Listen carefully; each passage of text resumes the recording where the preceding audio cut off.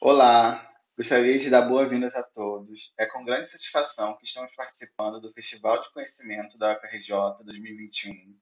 Meu nome é Isaac Souza, sou presidente da Liga Acadêmica de Cuidados de Enfermagem e Estomoterapia, que hoje está coordenando essa palestra, junto com o projeto de extensão EFINC e o Grupo de Estudos e Pesquisa em Estomoterapia, GPES, todos da UFRJ Campus Macaé.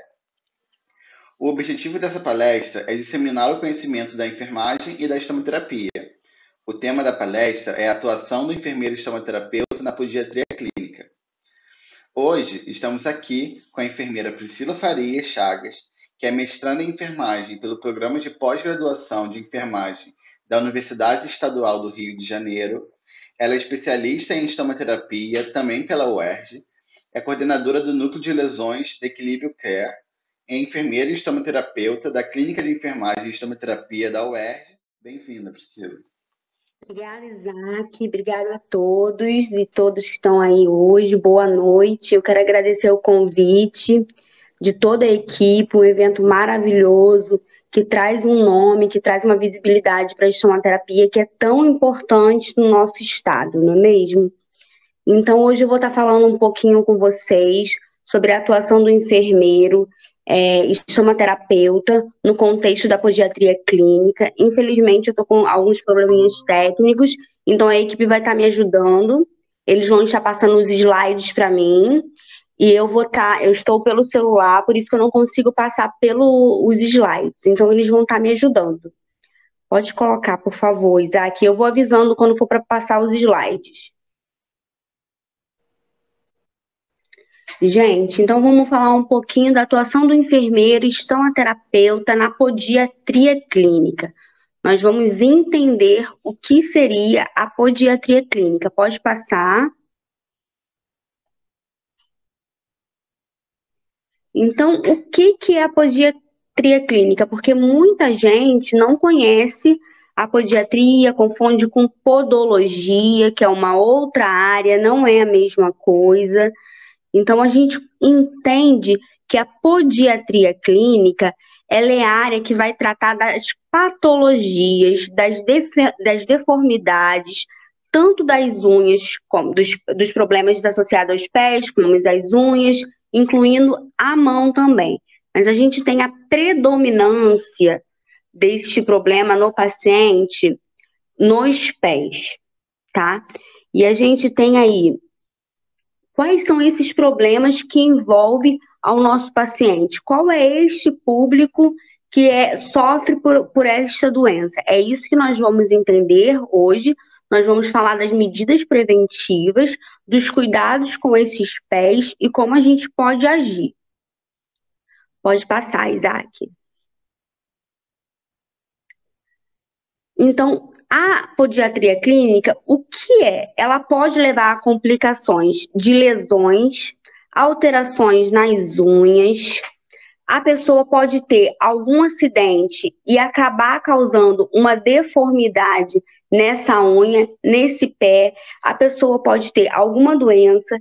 E, no caso, quais são as principais doenças que vão trazer esta problemática para o nosso paciente? A gente tem aí a grande problemática, são os pacientes portadores de diabetes, seja diabetes 1, seja diabetes 2.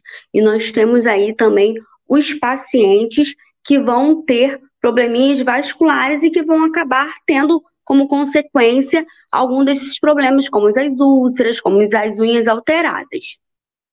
E o nosso papel enquanto estomoterapeuta, enquanto enfermeiro, acho que vale a pena ressaltar que a podiatria clínica, ela não é exclusiva da enfermagem. A gente vai ter médicos atuando, a gente vai ter outros profissionais atuando na podiatria clínica. Só que a gente não vê a enfermagem muito nesse campo.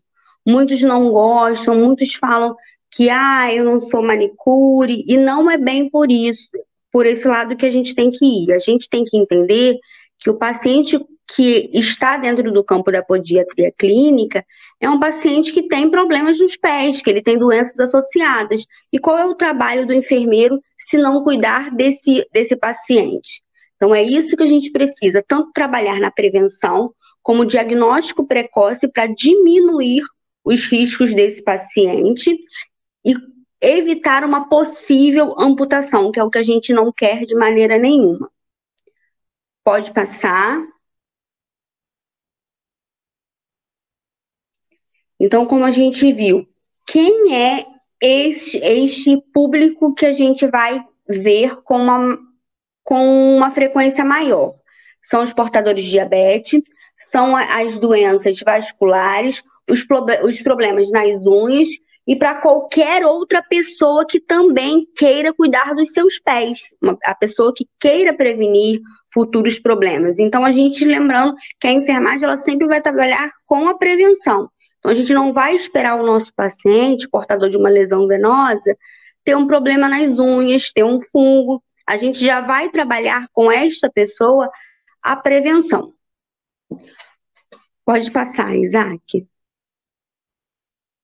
Então, dentro da podiatria, qual é o nosso papel enquanto enfermeiro? O que a gente vai atender de paciente? Primeira coisa que é o básico, a gente vai orientar essa pessoa aos cuidados do corte e limpeza da unha. Porque às vezes a pessoa não tem diabetes, não tem problema vascular, não tem nenhum problema de saúde, mas ela tem um problema na unha que é por conta do corte inadequado, por conta da limpeza inadequada. E aí ela vai criando problemas futuros. A gente também vai trabalhar com a correção, indicando órtese e próteses para esses pacientes. Remoção de espícula. O que é a espícula? É a famosa unha encravada. Então, a gente, enfermeiro, habilitado, a gente vai poder também fazer essa correção desse nosso paciente.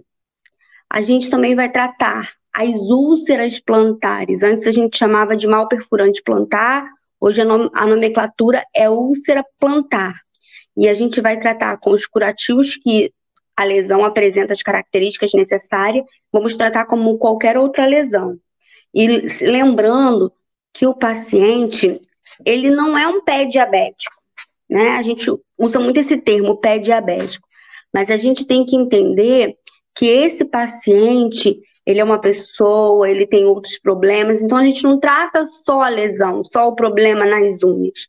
A gente tem que ver o contexto desse paciente, a parte clínica dele, incentivar o acompanhamento médico, controle da glicemia, a alimentação saudável, porque tudo isso vai influenciar no nosso cuidado, na evolução ruim ou boa desse tratamento. Muitas das vezes a gente está ali tratando aquela úlcera plantar e a gente não consegue resolver aquele problema do nosso paciente. E o que está acontecendo? Por que essa lesão não fecha? Já usei diversas coberturas, já fiz laser, já fiz tudo que eu podia. E às vezes é uma parte clínica, é um suporte nutricional inadequado, é a glicemia que está muito alta. Então a gente precisa rever isso. Parte do nosso atendimento também está relacionado às calosidades, que alguns pacientes eles vão apresentar muitas calosidades, algumas que eles vão sentir dor e outras eles não vão sentir dor. E essas calosidades, elas são queratoses, que é produzida no pé da pessoa, muitas das vezes pelo pisar inadequado dela, pelo sapato inadequado que ela usa. Então, se a gente tivesse medidas de prevenção antes de acontecer isso, talvez essa pessoa não estaria passando por este momento. Por isso é bom enfatizar sempre a prevenção. Debastamento de verrugas plantares. O debastamento é diferente do desbridamento. O debastamento a gente vai fazer com equipamento, com um motorzinho específico, que a gente chama de micromotor, para a gente ir abaixando essas calosidades, ir abaixando essas verrugas, e até mesmo cortando quando é necessário, quando há indicação. A gente também vai trabalhar com o tratamento da fissura plantar, que é muito comum nesse paciente diabético, que tem um pé muito ressecado, que não usa o sapato adequado, anda muito descalço, teve esse costume desde novo, andar muito descalço, pegar muita poeira no pé, não usar hidratantes nos pés. Tudo isso gerou ao longo da vida dele esse pé que vai ter essas fissuras, e a gente também vai tratar e orientar esse paciente. A gente também vai orientar sobre o calçado adequado, porque esses pacientes eles adoram usar um chinelinho. Chinelinho é sucesso nesses pacientes e não pode. É um pé que fica exposto, é um pé que tem uma sensibilidade grande. Então, o chinelo não vai proteger esse pé. Então, a gente vai encaminhar esse paciente para uma clínica especializada, para um profissional especializado, onde ele vai estar providenciando o calçado adequado. Pode passar. Então, quais são as medidas preventivas que a gente vai trabalhar com esse paciente? Lembrando do que eu falei, que a gente vai trabalhar o paciente como um todo. Então, a anamnese e exame físico é uma medida preventiva, porque eu quero detectar precocemente qualquer complicação ou agravo neste paciente.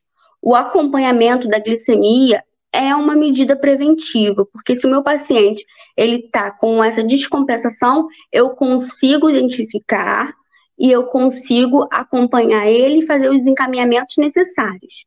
Eu costumo dizer que o paciente diabético, o processo de lesão, de cicatrização, ele tem que andar juntinho com a nutrição, porque a nutrição ela faz toda a diferença no nosso tratamento. Então, se eu vejo que o meu paciente ele está com glicemia descompensada, eu tenho que encaminhar ele para o endócrino, eu tenho que encaminhar ele para nutricionista e fazer o que a gente chama de trabalho multidisciplinar, que é tão importante e muitas das vezes não acontece, por uma questão cultural nossa mesmo. A avaliação da perfusão periférica do nosso paciente, orientação do autocuidado, ele precisa entender que ele precisa se cuidar, que só eu realizar o curativo, prescrever uma cobertura não vai adiantar. A gente tem muito paciente que ele não faz o próprio curativo e ele tem condições de fazer, ele não faz o seu próprio autocuidado. Isso é extremamente importante. Pode passar, Isaac. Então, a gente tem essa imagem aí, que é uma imagem muito clássica, que a gente fala sobre os cuidados dos pés. Então, o que o meu paciente ele tem que fazer para ele sempre manter um cuidado adequado? Ele, se ele tiver um comprometimento arterial, um comprometimento venoso ou a diabetes propriamente dita, ele vai ter uma perda de sensibilidade nesses pés. Então, ele tem que olhar para o pé dele todo dia, ver se não tem nenhuma calosidade, se não machucou, porque alguns pacientes eles pisam numa pedra, eles furam o pé e eles não sentem. Eles vão ver quando vê aquele rastro no chão de sangue, e aí a lesão já está instalada. Então, eles têm que criar esse hábito. Eles têm que criar o hábito de hidratar os pés diariamente. Eles precisam usar meias, meias confortáveis, meias de algodão, meias que não têm costura, porque a costura pode machucar o paciente. Ele precisa fazer o acompanhamento dos pés dele. Mesmo que não tenha lesão, ele precisa estar sempre acompanhando. A higiene é fundamental e sempre secando muito bem esse pé, porque secando esses dedinhos.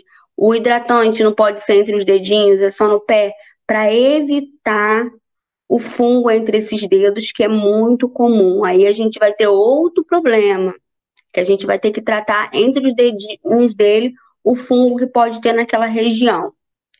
O corte das unhas, que seja de preferência por um profissional capacitado, para que a pessoa não venha cortar de qualquer maneira essa unha e acabar encravando, como a gente fala popularmente, e aí a gente tendo outras complicações com esse pé.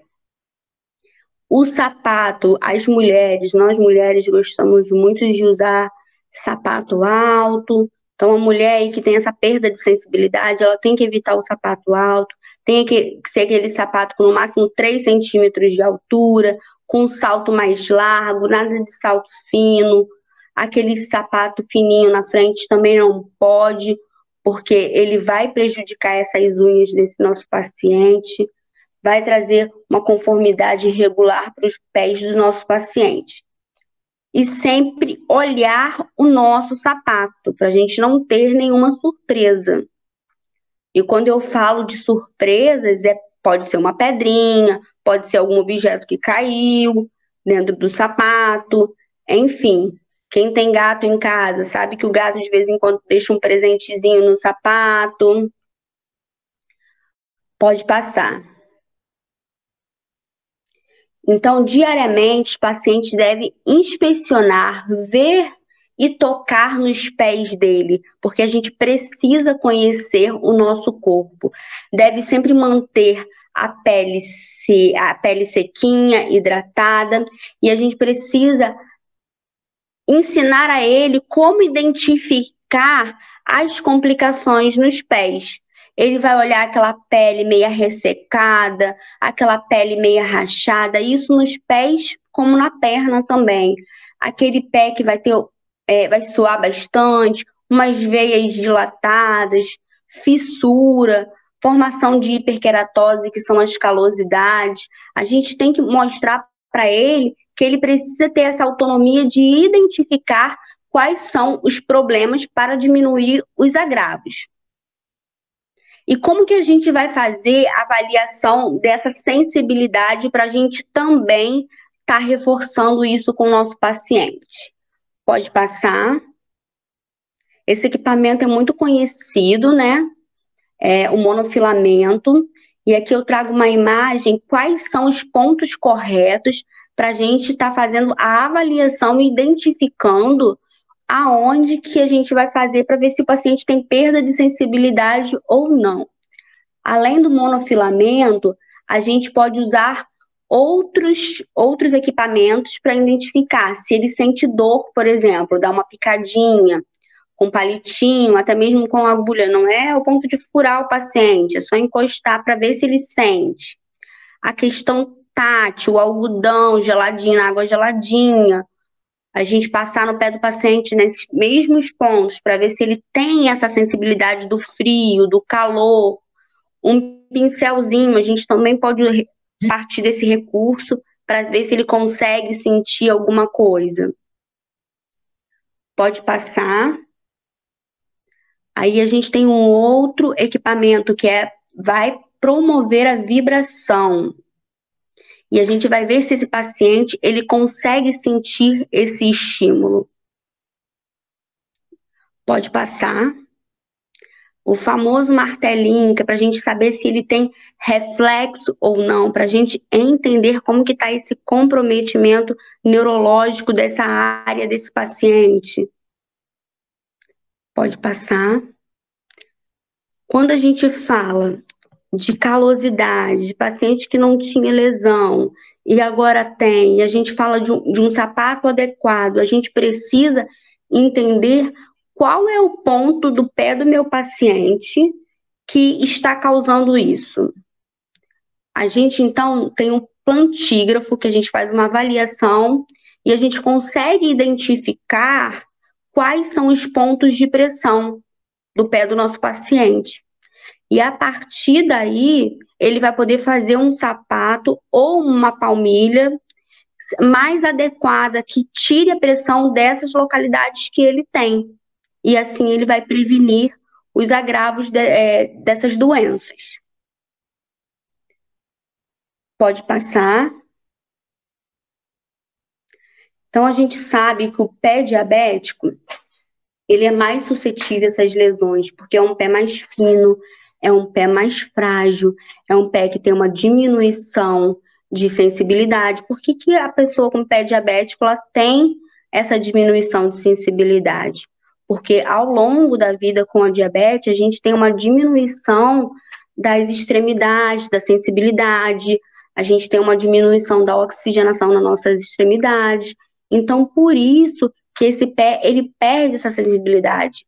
A circulação, ela é diminuída, então o nosso paciente, ele não vai ter essa percepção. A microcirculação periférica, ela é prejudicada ao paciente portador de diabetes. Então, seja um arranhão, seja um gatinho que passou, um animal que passou perto desse paciente, foi brincar e acabou acarretando em lesões. Pode passar.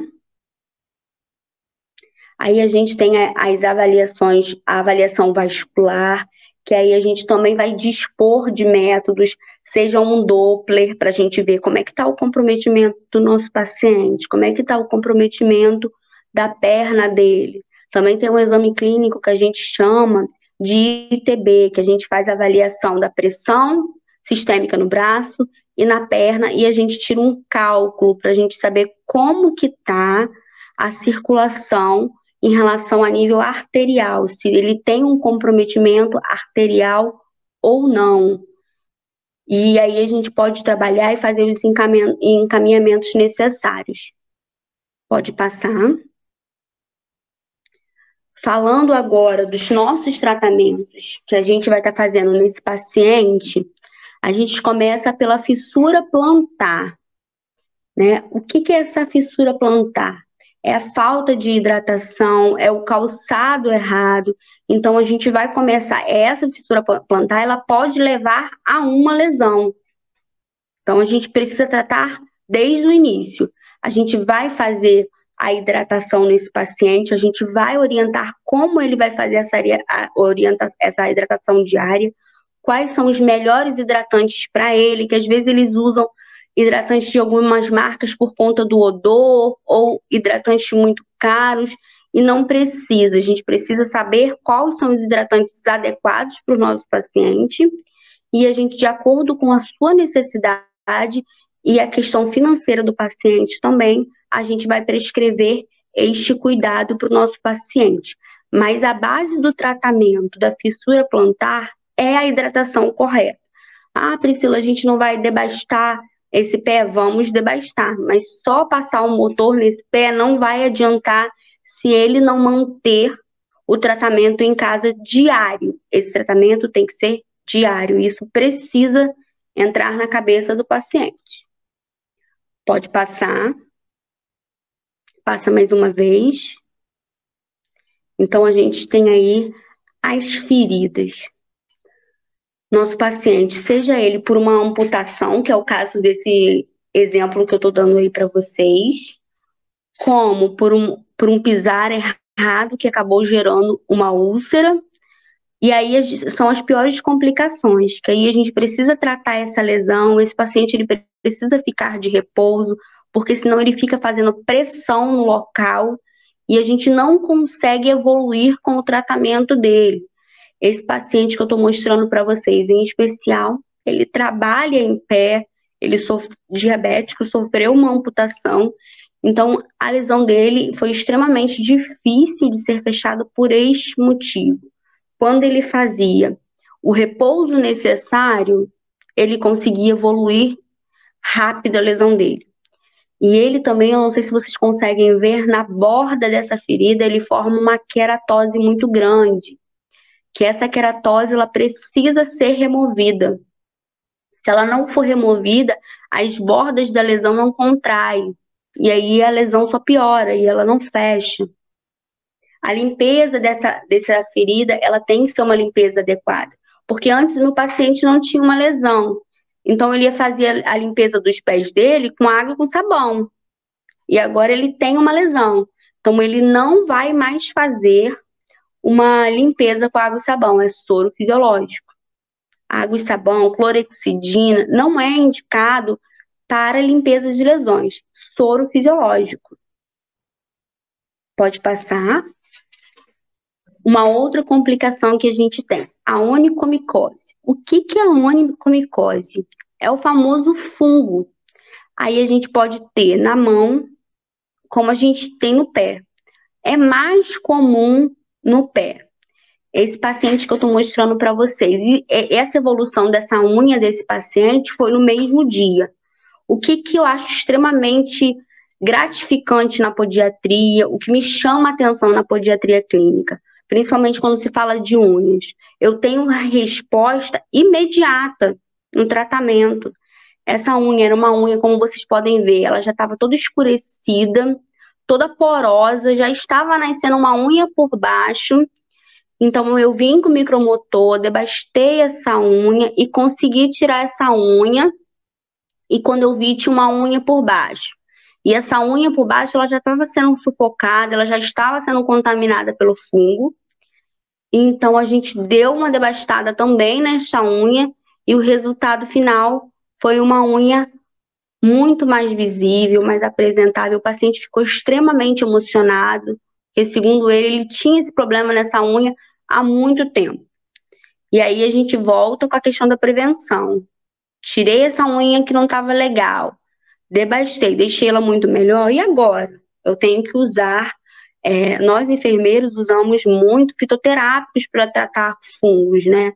Eu, em especial, gosto muito do óleo de cravo. E foi o que eu prescrevi para esse paciente, como medida para melhorar essa unha dele e preventiva também. Então, mesmo depois que essa unha dele estiver completamente curada, sem fungo, que ainda tem um pouquinho de fungo, ele vai continuar fazendo o uso do óleo de cravo para evitar novas recidivas. Pode passar.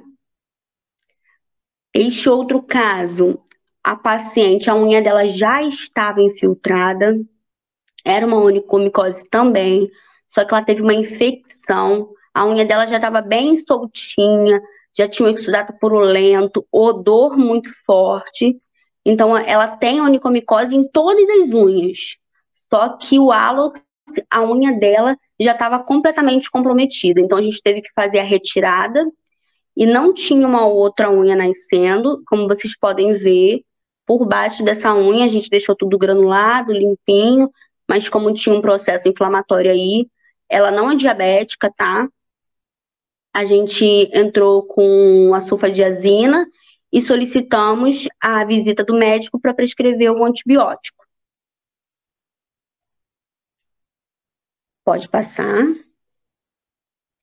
Uma outra coisa que é muito comum e muitas pessoas não tratam, deixa passar, que é a tinea interdigital, mais conhecida como pé de atleta, que é aquele fungo, aquela frieira que as pessoas chamam entre os dedos.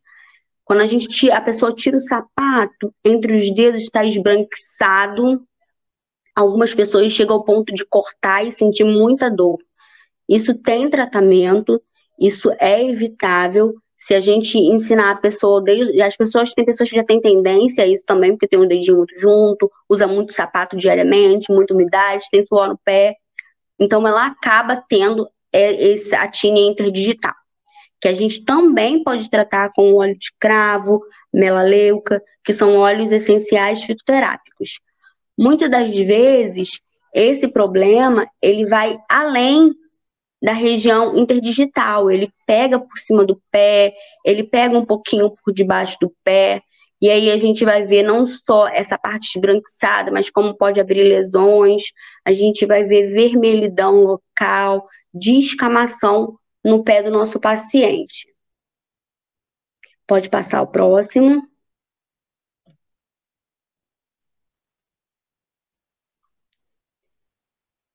Espícula, que também é muito comum, que é a unha encravada. A gente também vai trabalhar com esse paciente, é aquele paciente que a unha dele cresce, mas ela não cresce retinha. Ela vai crescendo e entrando dentro do dedinho dos pacientes, e aí eles sentem muita dor. E vão no profissional que não é legal, aí ele faz aquele corte da unha inadequado, e a unha cresce de novo de maneira irregular. Neste caso, a gente vai ter aquela unha que cresce e a pessoa vai no profissional inadequado e na hora a gente tem uma infecção, como é a segunda foto que a gente pode ver ali. Causa granuloma, causa dor extrema e o pedaço da unha ainda continua ali dentro. Então, quando a gente for fazer o tratamento dessa espícula, além de retirar, fazer o corte certo dessa espícula, a gente vai indicar para esse paciente uma órtese, um anteparo adequado, para quando essa unha começar a crescer, ela comece a crescer reto. E aí a gente acabe com esse problema desse nosso paciente. O paciente, ele tem que ter calma, porque não é tão simples assim, não é tão rápido, e isso é muito comum em mulheres, porque é a questão do sapato, sapato de bico fino, sapato muito alto, então aperta o pé, porque a mulher ela tá lá, o pé doendo, mas não desce do salto, porque precisa continuar bonita muitas das vezes. Então isso ao longo do tempo vai trazer complicações para ela. Pode passar. Então, eu trago como conclusão para vocês: a podiatria clínica ainda é uma área pouco explorada pela enfermagem, infelizmente, sendo esta um campo amplo e com autonomia para o profissional. O enfermeiro estomaterapeuta tem um grande potencial para ser um empreendedor, e a podiatria clínica ela contribui de maneira significativa nesse processo. O enfermeiro, de uma forma geral, ele é empreendedor, sim. Ele pode ser empreendedor. O nosso conselho, ele já permite isso. Ele permite que a gente tenha o nosso consultório. Ele permite que a gente tenha a nossa empresa. Então, o primeiro passo é eu entender que eu posso, enquanto profissional, ser um profissional autônomo. Que eu posso liderar uma equipe. E a estomaterapia, em especial, puxando um pouquinho a sardinha para o nosso lado, né? Ela nos traz essa liberdade, ela nos traz essa autonomia que talvez outras áreas não nos permitam fazer isso. Então a gente precisa tirar aquela história da nossa cabeça. Eu não vou fazer isso porque vai ser mais um trabalho, e eu já tenho muito trabalho, eu vou acumular trabalho e eu não ganho para isso. Eu ganho para fazer o meu trabalho e a podiatria clínica, sim, é o meu trabalho. Então, eu não posso deixar o que é meu de lado, porque aí vem outros profissionais e tomam essa área que é nossa. E outras pessoas estão ganhando dinheiro com feridas, tratamento de laser. Outras pessoas estão ganhando muito dinheiro com a podiatria clínica, que não é um procedimento barato para a gente cobrar, e a gente está deixando de lado. E o que vai sobrar para a gente? Só banho no leito, aferição de pressão, HGT, não que não seja importante, é extremamente importante esse cuidado, é o nosso cuidado também. Mas eu tenho capacidade, eu enfermeira, tenho capacidade de ter outros cuidados. E eu não posso delegar outros cuidados para outros profissionais, tirar a minha responsabilidade enquanto enfermeira. Enquanto a gente estiver fazendo esse desvio, a gente nunca vai ter visibilidade, a gente nunca vai ter reconhecimento. Então, eu deixo essa conclusão para vocês refletirem que nós, enfermeiros, somos capazes, sim, de ser empreendedores. E principalmente na área da gestomaterapia. Trago para vocês também algumas referências do que eu usei para estar falando um pouquinho para vocês, tá? Pode passar mais uma vez. E eu agradeço pelo convite, agradeço pela atenção de todos. Muito obrigada, estou à disposição para as perguntas. Muito obrigado, Priscila. Eu gostaria de agradecer essa parceria. Muito obrigado por estar conosco nesse evento tão importante. E também gostaria de agradecer a todos que estão presentes. Agora, né, vamos iniciar as dúvidas que surgiram, né, ao longo da palestra. Olá a todos, aqui é o Lucas Eduardo, eu sou vice-presidente e diretor de pesquisa da LACENF e vou estar conduzindo um momento de dúvidas aqui da explanação referente à palestra de podiatria com a enfermeira Priscila. A primeira pergunta é: como funciona a podiatria clínica? É uma habilitação ou uma pós-graduação? Quem pode fazer? Podiatria clínica tem habilitação que a gente pode fazer, e alguns estados, aqui no Rio de Janeiro a gente ainda não tem, mas alguns estados já têm pós-graduação, tá? E a gente vê quem atuando nessa área muito, os médicos dermatologistas, eles se apropriaram desse campo. E a enfermagem, quando conhece, porque muita gente nem conhece, né? Existe alguma regulamentação específica no Conselho Regional ou Federal de Enfermagem? Não, é uma questão mais de habilitação. Não tem uma legislação específica, ou que proíba ou que libere, entendeu? É uma prática de cuidar como outra qualquer que está dentro da saúde. Para a retirada da espícula, é utilizado algo para manejo da dor vocês usam algo local ou tópico? Então, a gente não pode fazer nenhuma anestesia local, porque é um procedimento médico. Então, a gente usa tópico, tá? Mas não é nada muito doloroso, a não ser que esteja com uma infecção local. Só que se o paciente tiver com uma infecção local, a gente não vai fazer naquele momento a retirada. A gente vai primeiro encaminhar ele para ele fazer o uso de antibiótico e depois a gente fazer a retirada dessa espícula. Mas não é nada muito doloroso. Paciente com fissura plantar consegue melhorar a aparência com o uso de hidratante e meias? Qual o melhor hidratante para o pé diabético? Sem conflitos de interesse nenhum, a gente tem a ureia. Se for um paciente que o enfermeiro pode prescrever ureia, fazer a sua receitinha, tá?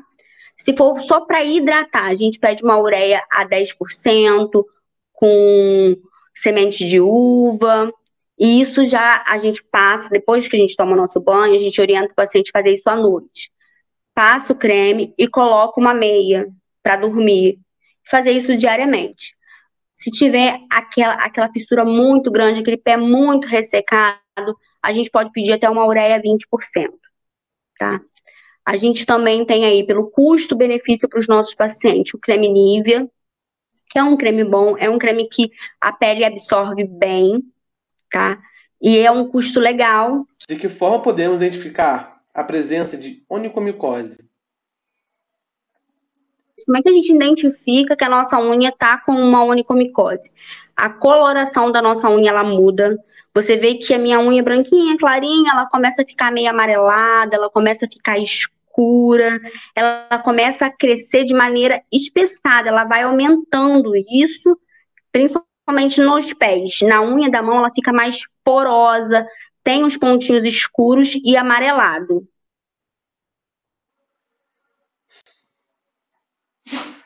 Como vocês fazem em caso da pessoa precisar retirar a unha totalmente? A pessoa com fungo, ela tem uma dificuldade de crescer a unha, né? E aquela paciente, em especial, a unha já estava toda solta. Ela infiltrou. Então, aquele exudato purulento, ele foi levantando a unha dela, só estava preso na pontinha. Então, quando eu tirei, ali já tinha granulação embaixo, não tinha mais o crescimento da unha dela. Então, por motivos de infecção, eu usei a sulfa nela, sulfadiazina de prata. Mas quando aquela unha não tiver mais infecção, até porque ela já essa paciente que eu botei, ela foi essa semana. Por isso que eu não botei o resultado final dela. Quando ela parar com o processo de infecção, a gente pode entrar com um óleo AGE. Hoje a gente tem o AGE com melaleuca e copaíba. A melaleuca e a copaíba, ela é antifúngica, elas são anti-inflamatórias, então, assim, é um produto excelente para esse tipo de paciente e a gente vai fazer o curativo oclusivo até começar a crescer essa unha, principalmente com uma pessoa acamada. Como manusear as complicações relacionadas ao pé de Charcot? É uma questão mais de orientação, né? Tem pacientes que eles vão, inclusive, precisar fazer cirurgia. Então, o sapato adequado é a melhor opção para que a pessoa com pé de Charcot não abra lesões, porque eles não usam o sapato adequado, eles querem o que é mais confortável para ele. E o que é mais confortável? A sandália, né? Então, a gente vai orientar o sapato adequado para prevenir mesmo. O tratamento de onicomicose com laser é comum. Você consegue um resultado adequado com o óleo de cravo? O óleo, ele tem um resultado muito maior para os meus pacientes do que o laser. Não que o laser não seja bom, porque é maravilhoso e eu uso. Só que no padrão ouro de utilizar o laser, que é a terapia fotodinâmica, o que é a terapia fotodinâmica? A gente vai jogar altas doses de radiação, altas doses entre aspas, porque o nosso equipamento, ele é de baixa potência. Então, ele sendo de baixa potência, eu vou usar a maior radiação dele para eu causar uma instabilidade, seja na lesão, que tem o biofilme, seja no fungo. Então, eu vou fazer o tratamento. Só que o que a literatura me diz sobre a terapia fotodinâmica? O padrão ouro é que ela seja feita a cada 72 horas. Eu fiz hoje, aquele laser, ele vai ficar agindo no meu paciente por 72 horas, sem eu refazer. Então, quando eu for fazer de novo, eu vou ter uma outra ação. Então, no SUS, como eu não consigo trazer o meu paciente sempre para estar mais perto de mim a cada 72 horas, eu faço às vezes uma vez na semana. E o que me dá mais sustentação nesse tratamento é o óleo essencial, tá? Mas eu tenho pacientes particulares que eu faço esse tratamento constante, eu tenho evoluções muito rápidas. Aí a evolução é completamente diferente do paciente que faz só o óleo de cravo, porque demora um pouco, como eu falei, a unha demora para crescer, o fungo demora para ser eliminado, e com o laser a gente tem uma resposta muito mais rápida. O uso frequente de hidratantes no membro inferior, no pé diabético, não vai deixar a pele mais sensível? Não, assim como não deixa no nosso. Só que o diabético, ele tem uma tendência muito maior de ter uma pele ressecada. Por que, que a pele dele é mais ressecada? Pela questão da circulação periférica dele que é prejudicada. A microcirculação periférica dele é reduzida. Então, ele não tem o que alimenta a perna dele como a nossa, que é o oxigênio circulando ali. Então, não vai deixar mais sensível, tá? A podiatria está ligada à podologia do salão de beleza? Podologia é uma coisa, podiatria é outra. Podologia é o pessoal que está ligado ao salão de beleza. Ele vai deixar a sua unha bonitinha, vai fazer um corte legal, melhor do que só a manicure, porque ele fez um curso para saber. Ele muitas das vezes sabe também como lidar com os fungos das unhas. Se tiver que devastar, ele vai devastar. Mas quando a gente fala de podiatria, a gente está falando de doenças. Doenças que vão acarretar a complicação, que são doenças venosas, entre outras doenças. Então, o enfermeiro, ele não trata só a unha, ele vai olhar o todo e vai orientar o todo ao paciente, coisa que o profissional lá do salão, o podólogo, ele não tem esse olhar, porque não é a formação dele, e ok por isso. Ele vai até um determinado ponto. E muitas das vezes a gente vai tratar aquela doença do nosso pé diabético ou do paciente normal, e depois ele vai continuar esse acompanhamento com o podólogo normalmente, para ele porque em casa ele nunca vai cortar a unha de maneira certa. Então ele vai continuar o tratamento com essa pessoa e ele vai ter bons resultados. O técnico de enfermagem ele pode fazer a podiatria ou apenas podologia? Podologia, o técnico ele pode fazer. Qualquer pessoa, a manicure não tem o grau superior, né? Mas podiatria não. As estações do ano têm relação com a tínia? O que provoca a tínia é a umidade. Então, a pessoa, onde de repente o lugar que ela mora pode favorecer isso? Pode sim. Mas é mais pelo hábito de vida dessa pessoa, por isso que chama de pé de atleta, porque o atleta ele usa muita chuteira, e a chuteira não é algo tão confortável assim, ela tem uma pontinha mais fina, ela é úmida, mas está mais relacionado com o calçado diário da pessoa do que com o tempo. Eu tenho um problema de fungo. Cheguei na minha casa, eu vou tirar o meu sapato e eu vou colocar ele no sol um pouquinho. Eu não vou deixar ele guardadinho no armário, quentinho, favorecendo a proliferação de fungo. Eu vou lavar o meu sapato. O sapato ele precisa ser frequentemente lavado, não é só o soladinho dele. Por dentro com cloreto, enfim, com vários outros produtos que a pessoa pode vir adquirir para limpar esse sapato. E o uso de talco, tirar a pessoa que tem o suor no pé, né, que é comum acontecer fungo, ela tem que manter o pé seco, né? Eu tinha uma amiga que formava uma poça de água no pé dela, e ela levava o talco, ela passava o talco várias vezes ao dia para trazer esse aspecto para o pé dela, e ela não tinha fungos.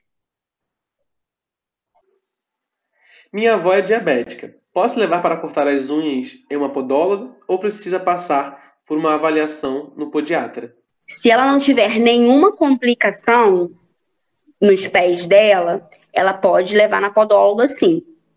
Uma profissional de confiança, que ela, ou se ela não conhecer ninguém, que ela tem uma indicação legal, e ela vai cortar, sim, legal, direitinho, sem complicações para a avó dela. Muito obrigado, Priscila, por sanar nossas dúvidas referentes à palestra de hoje. Gostaria de agradecer mais uma vez imensamente por ter participado desse evento com a gente. Esse momento ele foi muito benéfico para todos nós, tenho certeza que todo mundo teve um grande proveito. E a LACENF ela agradece, porque com certeza nós atingimos nosso objetivo de difundir esse conhecimento, de trazer um pouco mais de autonomia para nós através de uma capacitação. A gente foi muito grato com a sua participação. Então, mais uma vez, muito obrigado a todos que participaram desse momento tão proveitoso. Muito obrigado à equipe da UERJ, muito obrigado ao FRJ por esse espaço cedido a nós. Espero que ano que vem estejamos todos nós juntos novamente.